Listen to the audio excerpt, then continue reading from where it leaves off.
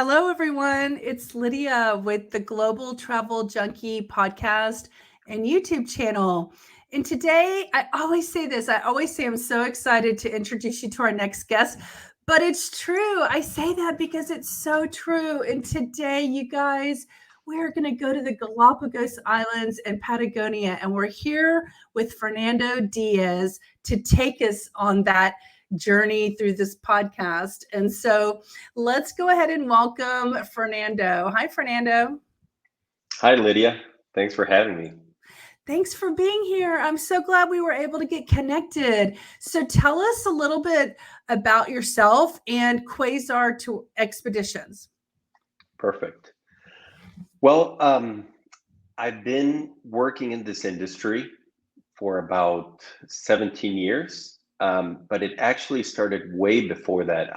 In addition to being the director of marketing for Quasar, I'm also the son of the founders. So my parents, the two of them, started the company back in 1986.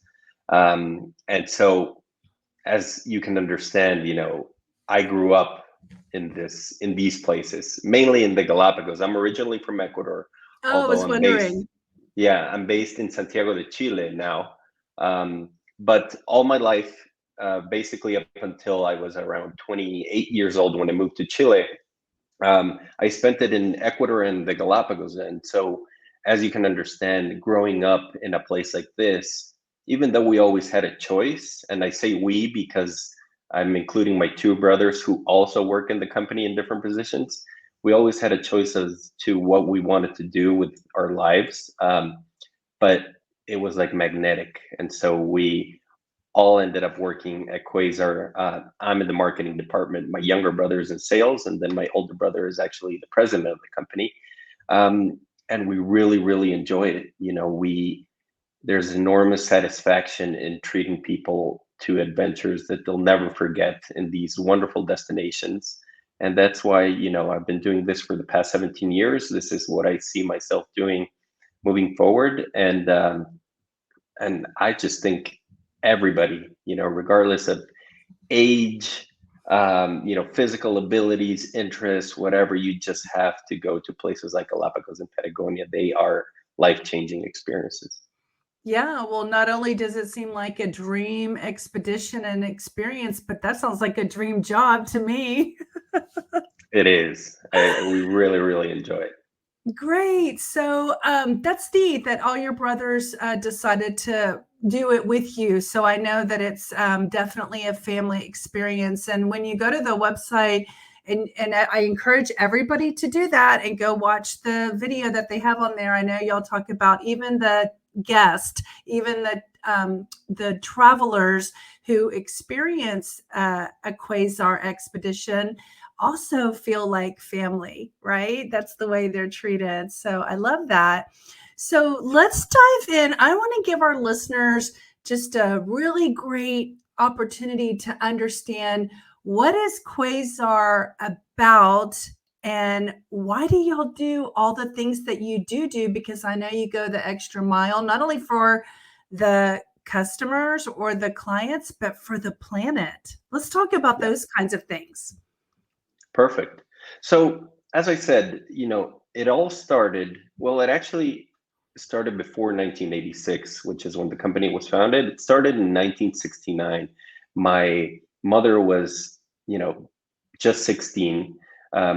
She had a really, those professors or teachers that you have in school that really inspire you. She had one of those, and it was her biology teacher who told them that there was a Navy ship going out from Guayaquil in mainland Ecuador out to the Galapagos once a week. That was the only way to get there, no flights yet.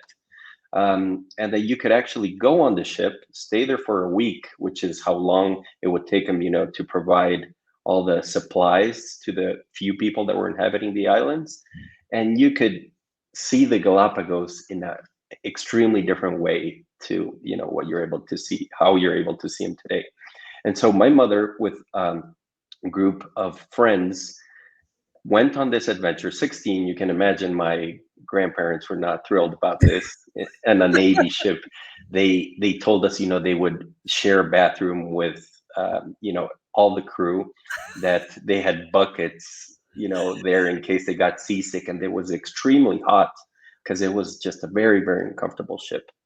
But that, I think it was like a 3-day voyage out to the islands was horrible. But then they got to this place that completely blew their minds.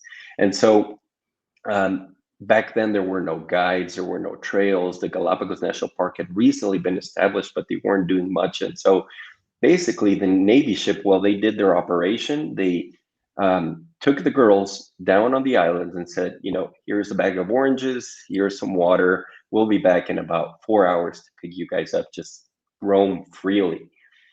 And you mean they left? They left. Oh my gosh. Yeah.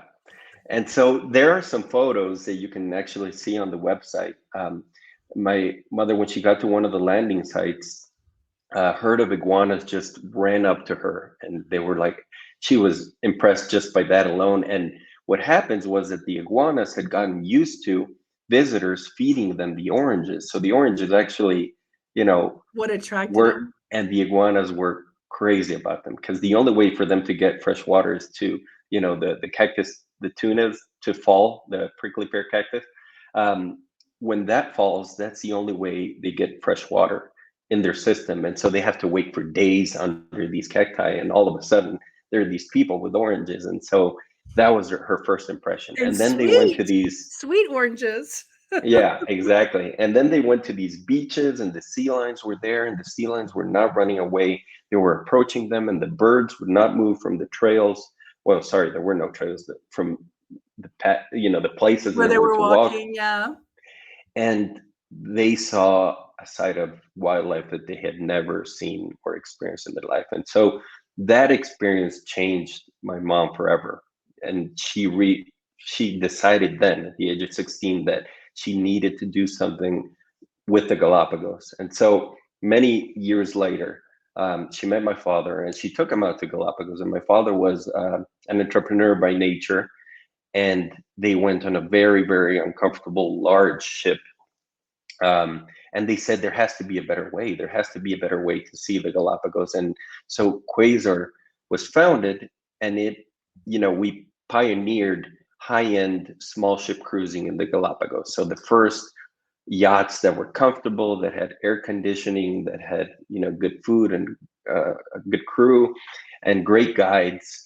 And that's how Quasar actually started. And so that philosophy of this small group, very intimate travel, as the means to see these wonderful places, is what has transcended to these other destinations. And so not only are we a family company in the literal sense, right? Started by my two parents, and then my brother is working there, and we treat everybody like family. But when you have these small ships, of 16, 32 guests at the most, it is like family, and the crew are like your family, and you're a guest in our home, and that's how we make you feel. And so the crew is extremely friendly. You can see in all the comments that people leave that they say, we felt like we were home.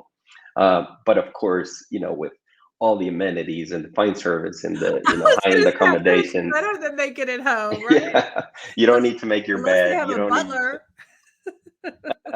So you have all these amazing comforts and extras that are part of like a luxury operation, but in the end, it's very, very laid back feeling. And I think people, the guests really become friends in the end, and they enjoy the places like, as with their family. So that's the Quasar experience. And that's why the company, I think, is successful today, is because people look for those sort of unique, more intimate experience in these remote destinations. Yeah. So we just dove in. So I'm going to just do a little bit of making a few assumptions for the listeners, because, listeners can come across a podcast and just start listening, and they may not even know what we're talking about. So let me just do some little basics, and you tell me if I'm wrong or not. But basically, the Galapagos is about 900 to 1,000 kilometers in the Pacific Ocean, down in the bottom of South America, in the closest country is Ecuador, and right? Am I correct? Yes, the Galapagos Islands belong to Ecuador. They're right Okay. on the equator.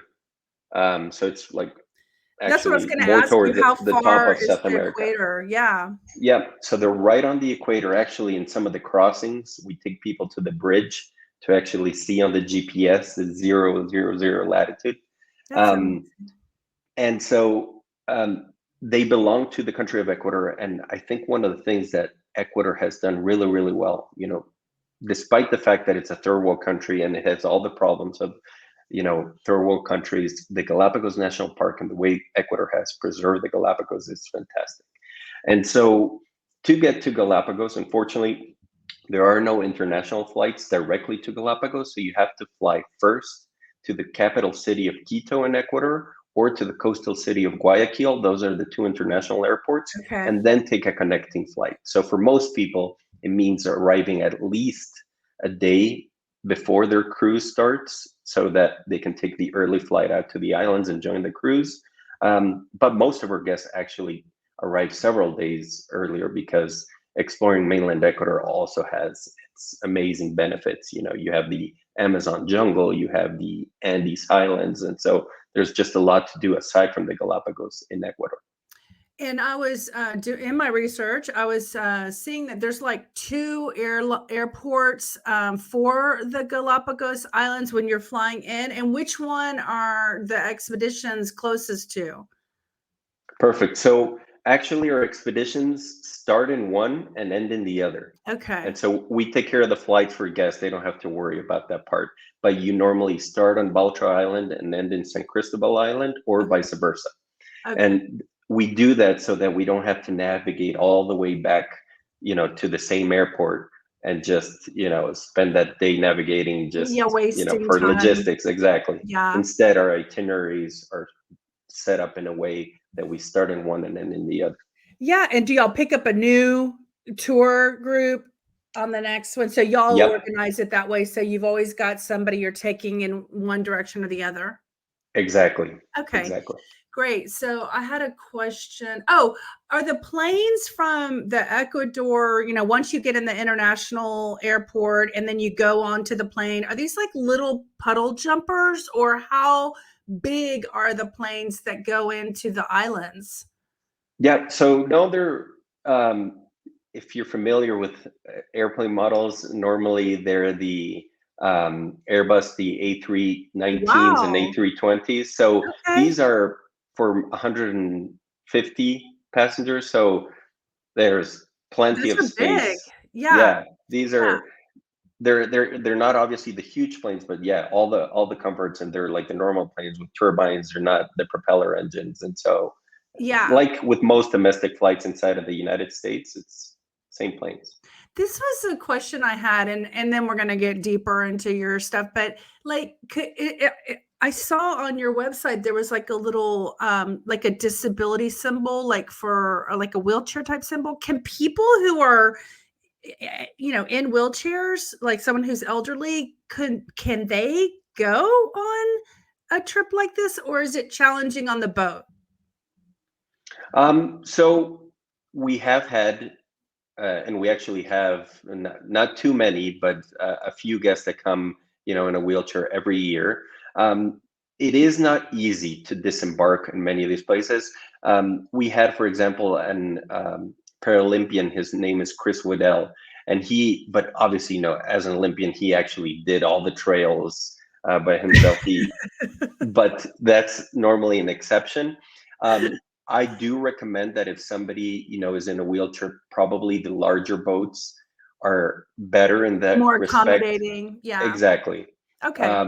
But in general, most of the landing sites in Galapagos do require you to disembark on uneven terrain, in wet landings right on beaches. So it's unfortunately not as easy. But Yeah. we do welcome disabled people every year, Yeah. and it just depends on the condition, that how much they can see and do.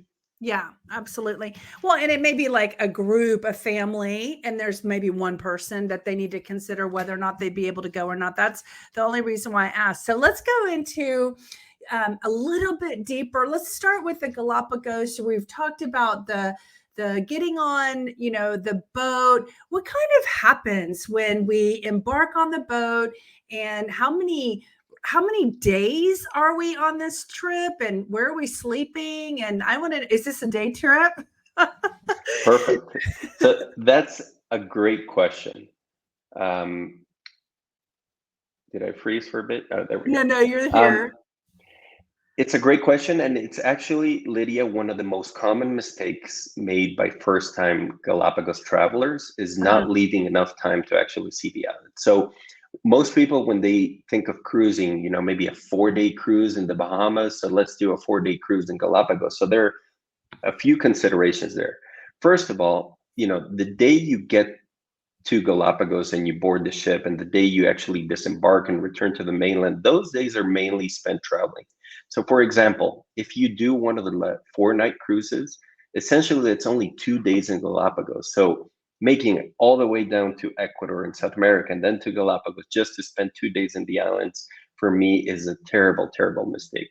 Of course, the shorter cruises are less expensive. So if budget is really an issue, then yes, of course, rather than not seeing the Galapagos, do see them, in a 4-night cruise. But Quasar, for example, we only offer 7 and 14-night cruises. Wonderful. Yeah, and it basically was sort of like a coincidence. When Quasar started, there was only one flight out to the islands, and this flight was once a week. So the cruises were coordinated around this one flight, and it was 1-week cruises. And we found out over the course of the years that that was actually the ideal duration. Like in 1 week, you could see a lot of what the Galapagos has to offer. Now, for people who have more time and greater budget, the back-to-back trips with Quasar, those are the recommended, the 14-night cruises, because you don't, sorry, let me backtrack a bit. There's a law in the Galapagos National Park that you can't visit the same visitor site, but every 15 days. So our 2 itineraries are very different from one another. The itineraries repeat every 15 days. So for somebody that comes in 15 days, it's not the same itinerary twice. It's 2 totally different itineraries that then repeat themselves every 15 days, So if they'll that makes see sense. different places in those 15 days. They never go to the same stop. Exactly. Okay. And so we call that the ultimate Galapagos experience. And we understand, not everybody has, 14 nights to spend on a cruise, or perhaps the budget, but if you do, definitely that's the recommendation. And what you do in that week, Lydia, is when guests disembark, they never imagined that they would pack so much adventure in 1 week. And these are expedition cruises, right? There is a very important distinction to be made with the regular cruises, where you spend a lot of time on the boat, eating and onboard entertainment. That's not what expedition cruising is about in Galapagos. We're really only on the boats at nights, traveling from one island to another. And so we don't have guests spend their time on the boat in the day, moving from one island to the next. The travel happens by night. And then during the day, basically to, shower, siesta, and meals. And that's about it. And the rest of the time we're exploring. We are doing walks and hikes around the islands. We're kayaking in mangroves and the shores. We're taking dinghy rides, or pangas. These are the inflatable zodiacs, to see orcas feeding, or explore mangroves and see the shark nurseries, or basically we're snorkeling, and that's the favorite activity of about 95% of the people who travel with us. The snorkeling Galapagos is absolutely amazing. It's a little different from what you get in the Caribbean, where there's a lot of tropical fish and warm waters and just Coral. small, Yeah. yeah, a lot of coral. Galapagos is more about the bigger animals. So you'll snorkel with sea lions, you'll snorkel with sea turtles, penguins, the only penguins that actually live north of the equator in the world, in Galapagos. And because the Galapagos waters are very nutrient rich, they're often a little bit colder than what you get in the Caribbean, but we provide wetsuits to make it super comfortable. But snorkeling, for anybody interested in the Galapagos, is highly, highly recommended. And so if you've never snorkeled before, doing a little bit of training in a pool or actually in the beach really helps so that you can enjoy and maximize your time in this activity. I mean, there's a whole world under the sea, right? I mean, Indeed. my first snorkeling was like in Cozumel, and so there was a lot of coral and life and everything in Mexico with turtles and things. So it's just when I did it the first time, this was 25 years ago or 30 years ago, I was just like, oh my goodness, there's so much life and activity under here that we have no idea unless you stick your head in the water and learn how to breathe through a tube so you can stay down there. Right. So I highly encourage anyone, get ready, like get prepared before you go, because you want to do snorkeling, right? Once you're there. Okay. So that's a wonderful, overview. Well, we didn't talk about, so there's how many people, so you sleep on the boat, right? And how many, you said 32 people max, but I'm sure that doesn't mean that's how much, how many rooms and stuff you have on the boat. Right. So we have 2 yachts with a 3rd yacht coming. Our largest yacht, the Evolution, is for 32 guests in 16 cabins. Okay. And you have different categories from the deluxe to the premium staterooms and then the suites. Yeah. And then we have the Grace, which is even more intimate, only for 16 guests in 9 cabins. Grace yacht was actually, it's named after Grace Kelly because it was her yacht in the 1950s. Wow. When she married Prince Rainier in what they called the wedding of the century. Back then, Prince Rainier was very good friends with Aristotle Onassis, and he actually gifted the yacht to Prince Rainier when they married, because I guess that's what you do when you have that amount of money. And When you so can. the yacht belonged to the Principality of Monaco for about 5-6 years. And when Quasar acquired the yacht in 2009, it had many names throughout its history, and we decided to take her back to what we felt were her most elegant and the best times. And so we named her Grace after Grace Kelly. I love that.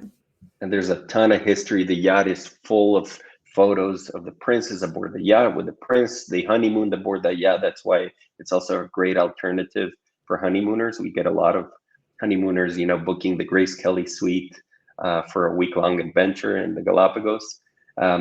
So that yacht is a little different. And then the Evolution, as I said, which is a little larger, it tends to be better for families too, a little bit more space. Than the Grace. The Grace with its classic lines has that classic hull. And it's still a very spacious yacht and a lot of outside space, especially to enjoy the wonderful weather of the Galapagos. But the Evolution is a little bit larger. And so depending on your style of travel, you could choose either yacht. But what I do recommend, to anybody listening is, the largest ship size allowed to cruise the Galapagos is only 100 guests. All right. When you think about that, you would consider that small ship cruising pretty much anywhere in the world, right? Most cruise ships that we're used to, 500, 1,000, 3,000 passengers. But in Galapagos, because it's such a fragile environment, because the wildlife, is so sensitive to people, that 100 passengers in a ship is the equivalent of 1,000 or 3,000 passengers disembarking in a port town in the Mediterranean, for example. And so even though the cruise companies that own these larger ships, they do call these small ship cruises, at least to us, they are too invasive. The small ship cruising is the way to go. A small number of guests, a much lighter footprint. And you're really able to explore Galapagos as Darwin did, many, many centuries ago, because that's the way the islands are meant to be experienced. Yeah, I feel like that's a good segue into the part of the beginning of the podcast when I said that y'all are responsible to the planet as well. So let's go ahead and talk. You're talking about a smaller footprint. Let's help people understand, people who aren't in a sustainability mindset or the consciousness of hearing those types of terms. like footprint. Let's go ahead and talk about how does Quasar give back to the planet by all the actions that you have to go above and beyond the typical behavior in order to be responsible with coming into an environment and leaving no, let's just say, footprint, there when you leave, right? You take it all out with you, right? Exactly. Exactly. And we say, take only photos and leave only footprints. The responsibility that we have as a company, and today, I don't even think if the right term is a responsibility. It's kind of like it's our job. I think it's the basics today to be a socially and environmentally responsible company. The days of that being optional, I think, are over. And it's not only our job as the people who provide the tours and who own the ships to be a sustainable company. It's also the job of the traveler to choose a company that is sustainable, that is responsible with the environment and with the community, because that's the only way that travel can be sustainable in the long term. That's the only way the communities, will thrive, that the wildlife would be protected, the destinations will be protected. So I highly encourage anybody who travels that they put that all in their, or, great rooms, great food. Yes, that's perfect. But also having a strong, sustainable agenda, that has to be a requirement, for the companies that you choose. Will you give us some questions to ask so that we ask the right questions when it comes to someone determining who they're going to work with? Like, what are some of the questions we can ask that help us know that they are doing this sustainable thing? Exactly. Yeah. So one of the, I guess, maybe more common questions to ask has to do with climate change, right? And so carbon offsetting. What does the company that you're going to travel with do in terms of carbon offsetting? Quasar is not 100% carbon-free operation. We're in that process, but we're very far along that process. We do offset the emissions of the engines of our yachts, which are the biggest producers of CO2. We also offset the emissions of all our Jeeps in Patagonia, plus the stay. We have reforestation programs both in Patagonia and in the Galapagos that not only help, they're native tree reforestation, so they not only help to restore these native tree forests in the destination, but they also help, of course, to absorb a ton of CO2 from the air and produce a ton of oxygen. And in addition to that, we work with a company called Tomorrow's Air. And what they do is, most companies today work on carbon offsetting, and carbon offsetting essentially is cleaning up for the mess we're making, right? But what about the mess that has been made for, the last 100, 200, 300 years, and all that carbon that's stuck in the atmosphere? Tomorrow's Air actually extracts that carbon, and they, through these amazing, cutting edge technologies, they convert it into compressed carbon and they bury it under the ground.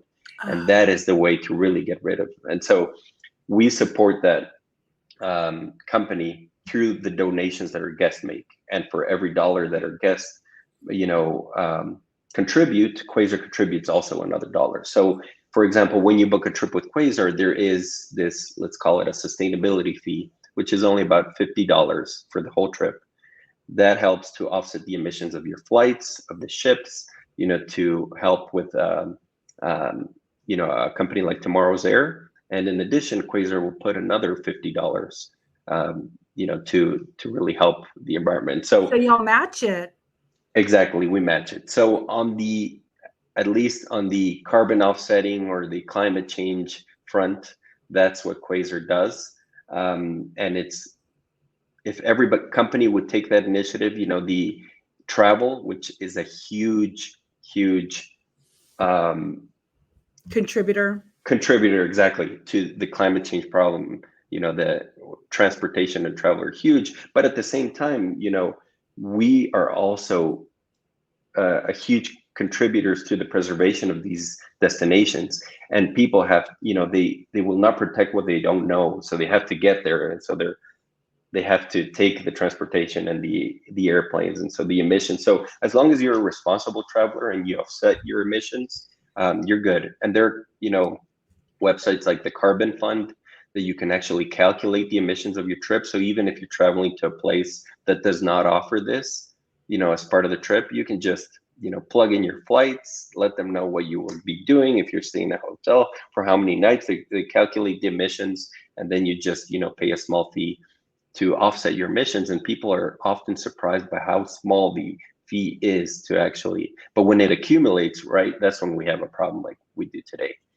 And so that's what we do on one front. And then, another part, a big part, is wildlife protection, at least in the Galapagos. So Quasar collaborates very closely with the Charles Darwin Foundation and the Galapagos Conservation Trust.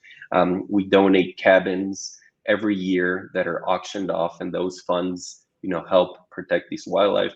The problem of invasive species is huge in Galapagos. With all these cargo ships coming to bring provisions, they bring, cockroaches, the normal housefly, which you would not consider an invasive species, is responsible for the near extinction of the mangrove finch. And people don't know that, and it's how difficult it is, you can imagine, to get rid of a housefly that is just living everywhere. They lay eggs in the nest of the mangrove finch, and the larvae actually enter the ear of the hatchlings. Aww, And that's so sad. the hatchlings don't have a chance to make it. And so these sort of initiatives we support that are not evident, to the normal traveler, but through the Charles Darwin Foundation. And of course, we educate people about this on our trips. And then the final thing is the communities, right? They're in these remote, wonderful destinations like Patagonia or the Galapagos. There are people living and thriving off of these places. But travel also is a big part of the problem, at least in Galapagos. Waste management is terrible in Galapagos. There are problems too with just a growing population that the islands cannot sustain, because there are lots of jobs and well-paying jobs. And so we work together with the communities to educate the kids. We have the Galapagos Scouts project, through which we empower and educate the children to become, the leaders of Galapagos for tomorrow. Yay. We provide sponsorship for them to go to college in the mainland to really learn, become masters at what they do, and hopefully, come back to the Galapagos and work there and be the ones that make the change. Yeah, like ambassadors to protect their lands. Yeah. Exactly. And it has to come from the locals. They love these places. They're protecting their home, but they need to, be educated and have the resources to be able to do that. So we do that both in Galapagos and Patagonia, really working with the locals to make the destinations better. I love that. And you know what? I'm going to share another one that I read on your website that hasn't been mentioned. And it resonated with me because for 8 years I worked at a restaurant who became the greenest restaurant in all of the USA. And what did that mean? We did more things because the restaurant industry is one of the largest contributors to waste in the world. So the more conscious you are about what you do to be sustainable when you're running a restaurant minimizes the impact the negative impact that you make on the planet. So I noticed on your website that y'all do not use single-use plastics, right? Yes. And so to anyone who doesn't know what that is, I'm just going to give you an example. Yesterday, I went to a restaurant, and inside the straw, which is a single-use plastic, it was encased in a plastic. And so I had to remove the plastic to get to the plastic. That's 2 things that could have been avoided by using a more sustainable style straw, like a paper straw or something that breaks down. So is that what the not using single-use plastics represent on your website, or am I wrong? Yeah, exactly. And straws is a great example. We also have a production kitchen in the mainland. So a lot of the plastic is eliminated in the mainland, where there are many options to recycle it. And the food comes packaged in a very different way that's friendly for the Galapagos, to be able to use it. And we partnered actually with the World Wildlife Fund on this food waste initiative. And you couldn't imagine, Lydia, when they did the audit of our yachts many years ago, how much food was being wasted. And we normally think, when it's a luxury operation, there has to be excess, right? And so, buffets that are endless, and there's a lot of food being wasted, and we really had to rethink that part.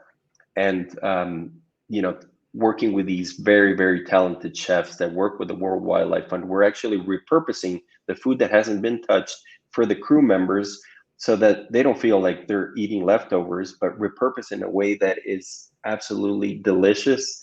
And we're reusing all this food. So actually the waste that we have in the form of food today is minimal. And that was one of the biggest problems for Quasar, not just because of the waste that we were producing, but also the money we were throwing down the drain, basically, for food that wasn't consumed. So today it's a much more efficient operation in that sense. And it's incredible how much less waste is coming out of our ships every week. That's wonderful. And I know, like, when you're chopping up like a carrot or something and you throw away the end, or you have a little excess, I mean, even things like that, I'm sure your chefs are probably have like composting containers where they can put all that stuff and then they drop it off at port and somebody uses it to help enrich the soil or something, like in somewhere. I don't know. I'm just wondering. Yeah, It's probably it's something like exactly. that. We used to do something like that. We do it. Yes, exactly. It's called Huerta Luna, and they have an organic farm, and all of organic waste goes to them, and they use it for composting and for the soil. So it's exactly what you say, and it's incredible. Like, if you adopt this habit, which we highly encourage people, like when you travel with Quasar, you learn about all these things that are happening on board. Right. And many of these people, they come back at home and they're like, okay, I'm Let's really do going to take that. recycling seriously. Yeah. When you actually separate, or the organic components from the non-organic, and the recyclable from the non-recyclable, it's incredible how little waste actually needs to go to like a landfill, right? Versus something that can be recycled or can be composted or whatever. It's incredible. So I highly encourage, anybody listening here to give that a try and to research that a little bit more, because, it Yeah. starts with one person, right? And then, we all can make a difference if we start. It does. And it takes people like you and me to get excited about sustainability because, like you're talking about, it's a lot of extra work to sort your trash and do these things. So it takes that extra step. That's what we're talking about when you go the extra mile, instead of just dumping everything in a trash bag and then dumping it in some kind of a landfill.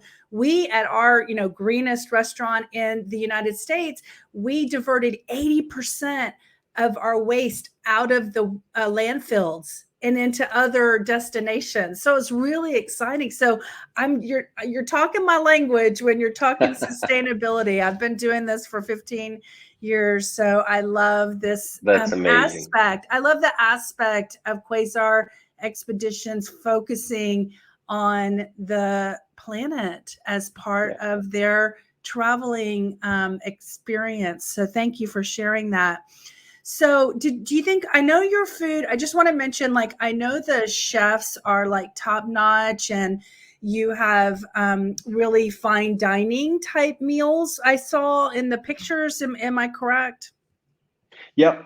With a key difference, at least to our competitors in both destinations, in both Galapagos and Patagonia, is, most of the people who travel with us, they have the money to go to a fine Italian restaurant, French restaurant, anywhere in the world, right?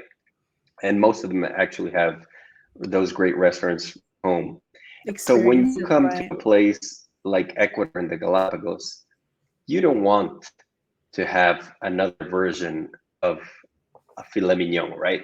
Well, Right. maybe you do, but that's not what we offer.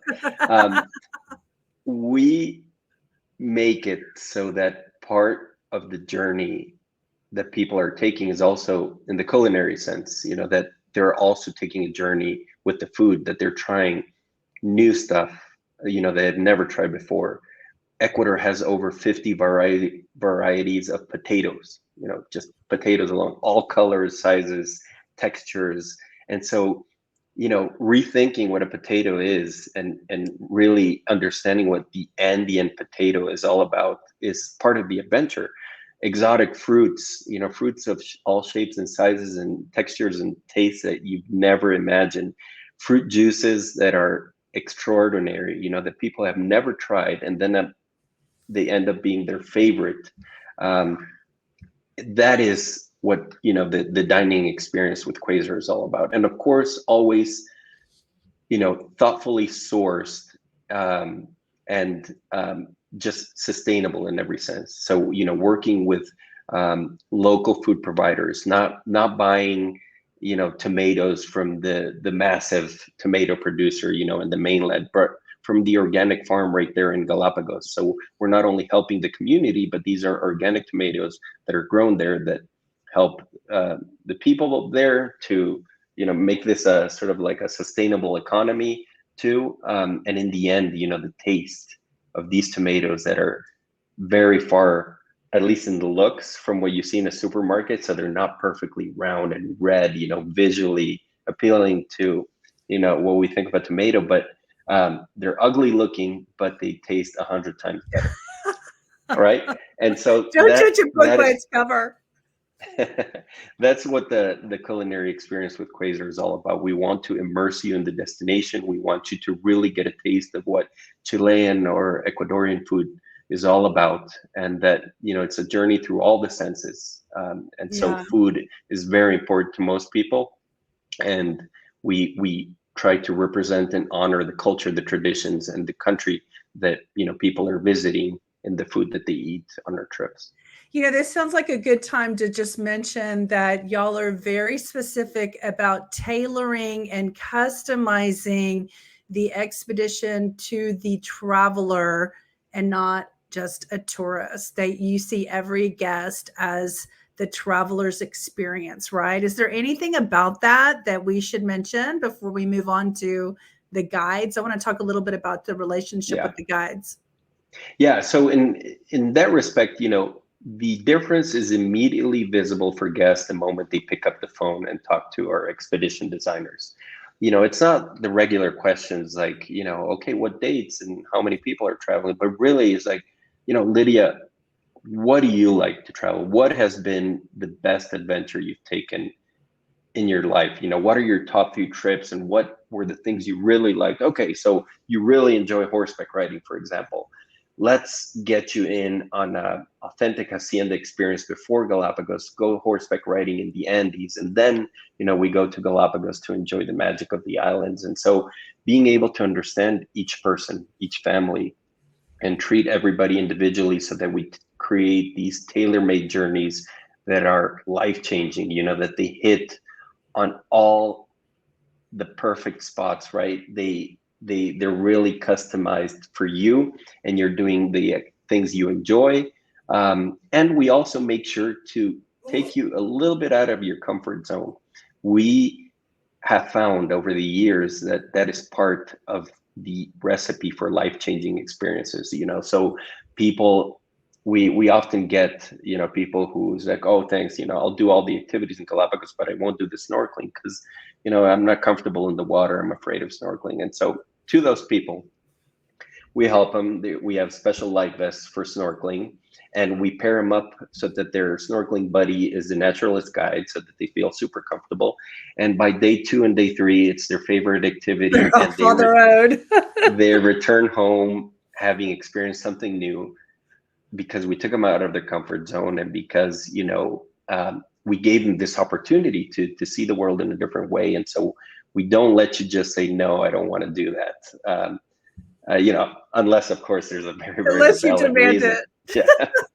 But Well, I want to say in that regard, that sounds like a good segue into the fact that y'all are not only providing like a travel style experience, you are actually offering a spiritual experience as well. I heard that on your video, and in that regard, being pushed a little bit past your comfort zone, but then the feeling that you achieved something that you were afraid of, and you overcame it, you surpassed your expectations of what this trip could provide for you on an emotional, mental, and spiritual level, right? I mean, that's just a good example of being afraid of the water, snorkeling, and then having a whole new experience with everything under the sea that you've never been able to achieve before this time. Exactly. And, for some people, it's big steps like that. We have plenty of people coming to Galapagos who they've watched the movie Jaws many times, and they're terrified to see a shark, while snorkeling. And seeing reef sharks in Galapagos while snorkeling, to me, is one of the most fascinating things you can see. There has never been a shark attack, to a Well, I was snorkeler going in to say, Galapagos. aren't most sharks not attackers? Like, Exactly. they're scared of you, right? Yeah, they're literally like 2 or 3 species that are a little bit more aggressive. Aggressive, yeah. Like the tiger shark, the bull shark, or the And the white great shark. white. Those do not exist, right, in the Galapagos. Oh, And so, really?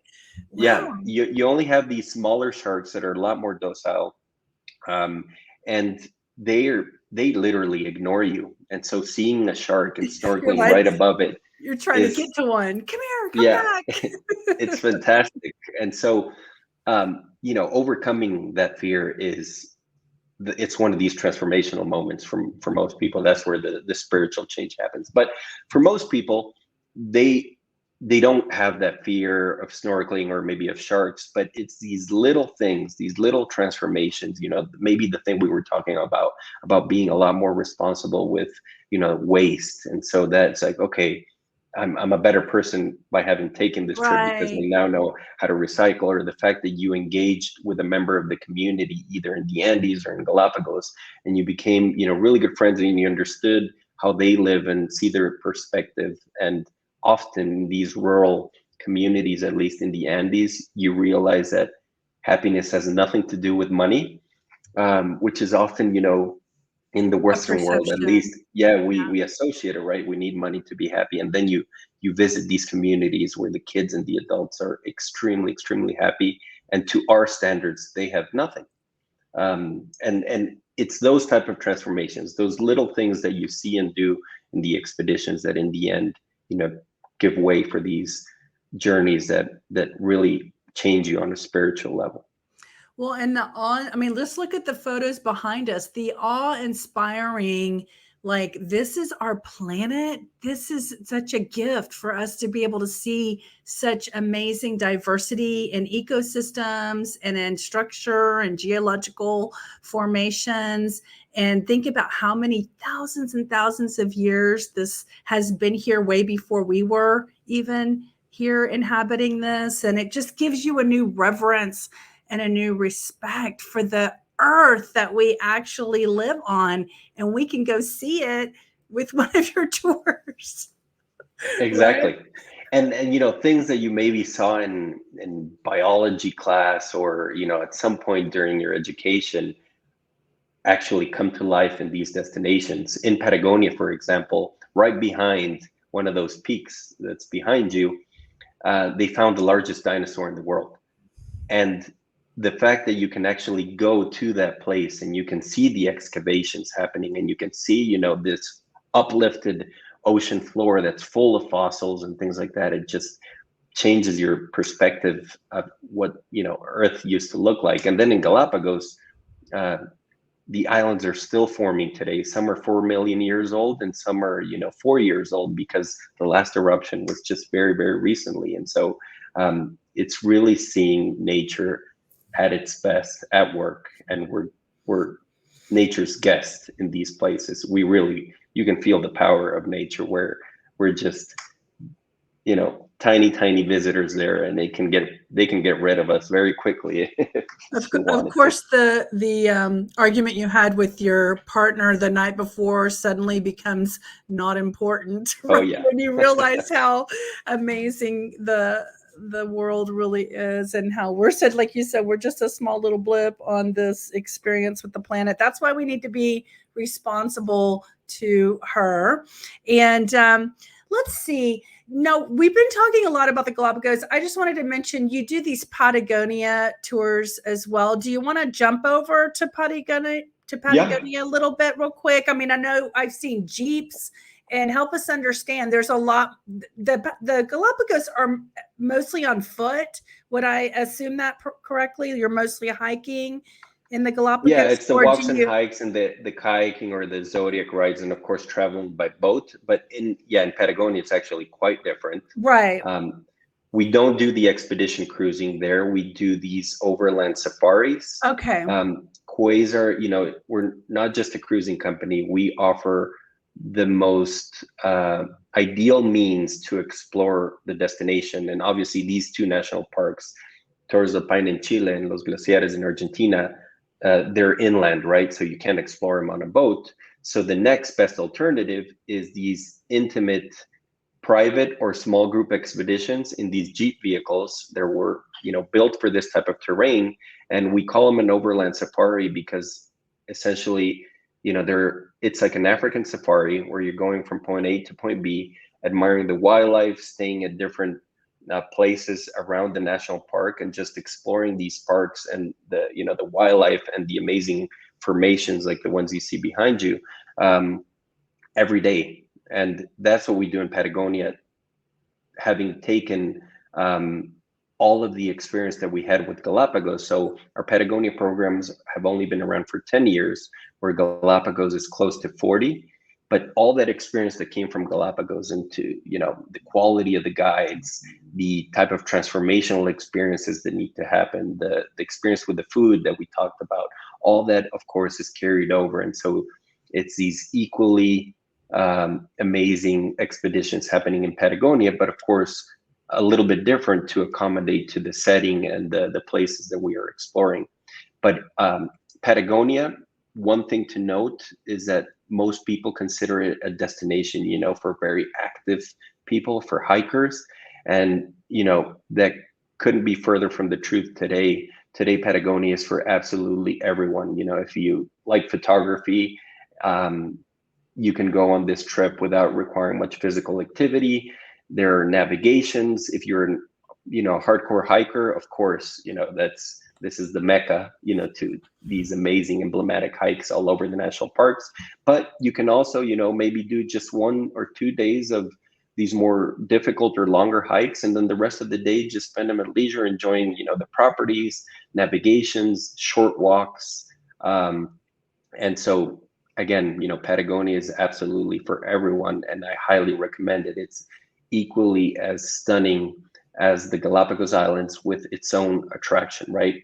The wildlife that you see in Galapagos is probably one of the main attraction in the islands, or in Patagonia, it's more about these majestic landscapes and these contrasts of that you see only in the extremes of the earth. And so it's beautiful. They literally bring tears to your eyes when you see some of the landscapes in Patagonia that you've only thought, existed in dreams, or that you had only seen in photos. But those colors and the cloud formations and just having these granite giants coming out of these electric blue lakes, it's real in Patagonia, and you can see it on the Quasar Experience. That's amazing. I just want to invite you, because we, spent 50 minutes talking about the Galapagos. If you want to come back and do a separate conversation specifically about Patagonia, I would invite you to let us record one of those, so people who are specifically looking for Patagonia can hear all about that. I mean, is there enough to discuss just the Patagonia expeditions on a Oh separate?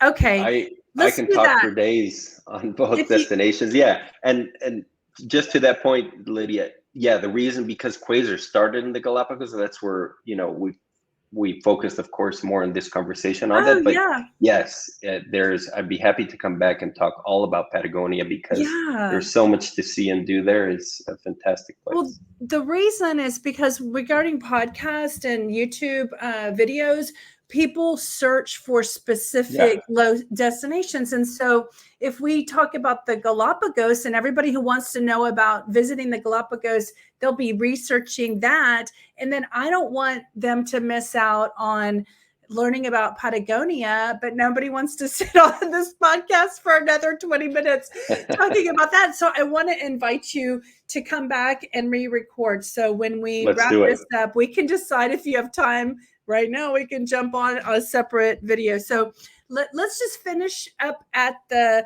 Galapagos and see if there's anything that I didn't ask you that we think the listeners need to know before we end the Galapagos conversation. You briefly brought this up, the guides. Oh, yeah. Yeah, The Lydia, I would special say, opportunity to connect with these guides oh in the yeah. Galapagos. Let's talk about that. Yeah, and a good guide is the difference between, an okay or a good experience in Galapagos and the trip of a lifetime. These, as many of our guests say, the guides make the animals and the destination come to life. These are extremely passionate locals, and that's very important to note that in Galapagos, Quasar works with local guides who are showing you their home, who are extremely talented in the sense, that they do this every week. And for them, when they're showing you a sea lion or an orca or whatever, it is like their first time. People cannot perceive the difference. They're like, they literally say, I can't understand how they are so excited, or as excited as we are, assuming, that they see this every week, or, not every week, but they just see it a lot of it. And so it's a very special group of people who can truly be magnificent naturalist guides. And Quasar, thanks to the almost 40 years in Galapagos, is proud to say, that we work with the best guides in the islands. Quasar Right. started the first school of guides in Galapagos. So many of the guides that you actually see today working for, competitors, they actually came from the Quasar school guide. And so we formed these people, and we, they have these natural talents that are complemented with a great education from the experts that Quasars bring. And so the guides just make a real difference. They're extremely friendly, they're funny, they're very professional, always have safety as their number one priority. And they show you a side of Galapagos and of Patagonia that few people get to see, because they have that expertise.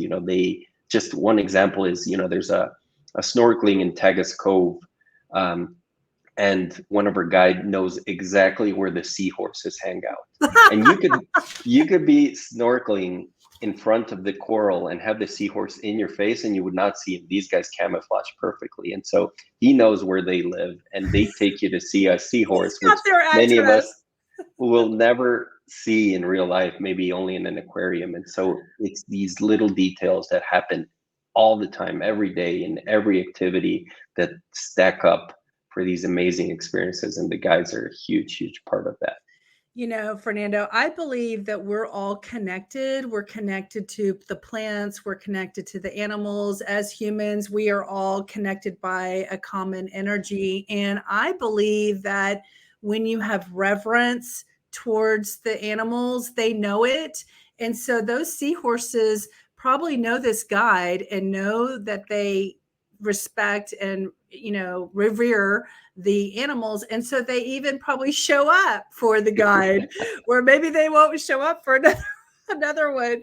And I just wanted to say that it just reminds me of the best of the best. And so the greatest of all time, those are the guides that want to work with Quasar, because you've been around for 40 years. I mean, who wouldn't want to be working for the best of the best? So I can only imagine what an experience at a Quasar expedition is like. And it sounds like a dream. It sounds like an amazing experience. So do you want to say anything before we say goodbye? Well, just, I highly encourage anybody, even if it's not with Quasar, go to these destinations. There's a reason why we're there. And, not just because Quasar is there. I think you should see Galapagos and Patagonia. These are life-changing places. These are places that will change your perspective of our natural world. It'll make you, I think travel makes people better people. They open you to scenarios, situations, and just conditions in general that open your mind. And Galapagos and Patagonia are certainly two of those destinations.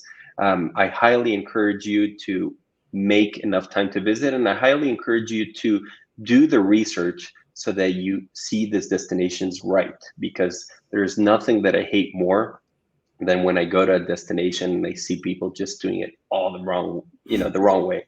They're taking the wrong tour, they're seeing things the wrong way, they're taking the tourist trap tours or the touristy approach when, as our motto says, because you're an adventurer, not a tourist, we want you to explore these destinations as adventurers. And there's a very specific recipe that you have to follow for these life-changing experiences in both destinations. And Quasar and a few other companies in each of these destinations have that experience. And so doing the research, picking the right company will make all the difference between how wonderful your trip could be and how these memories just are going to live with you for the rest of your life. That's right. Ask the right questions.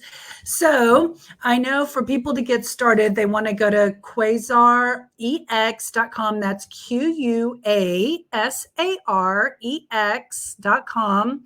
And are y'all on social? Can anyone start following you in social settings, social media? Yes, you can Quasar X as well on Instagram. On Facebook, it's Quasar Expeditions. But if you just search for Quasar Expeditions, both on Facebook, Instagram, LinkedIn, Twitter, we're on all those platforms. That's where we share a lot of visual content, all our videos, all our specials. So yes, by all means, anybody listening, start following us on social, and just browse around our website, watch our videos, and we'd be very happy to welcome you in one of our life-changing adventures. Sorry about that. Wow. That sounds like a life-saving adventure. So sounds good. So you're definitely on my bucket list now, and I can't wait to find out more about when I'm going to put y'all on my bucket list. So you're more than welcome, Lydia. Thank you. Well, we encourage everyone to go check it out and to add Ecuador, the Galapagos, or even Patagonia on your trips of a lifetime list of where you want to go and how you want to see it. So thank you so much, Fernando, for your time today and sharing all your wonderful stories. It was such a pleasure. Thank you so much, Lydia. Really enjoyed this. Yes. Well, we'll see you soon. Thank you. See you Bye-bye. soon. Bye.